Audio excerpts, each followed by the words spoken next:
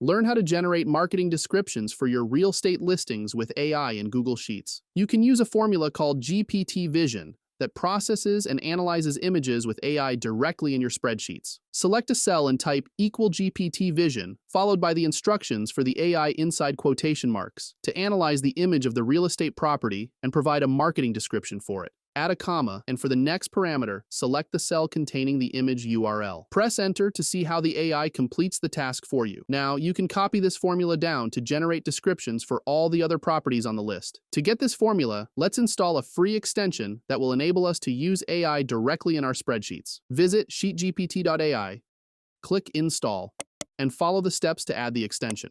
Next, open a spreadsheet, navigate to Extensions, search for SheetGPT, and click Enable. Now you are ready to analyze images with AI directly in Google Sheets. Subscribe to the channel for more tutorials and tips about AI and Google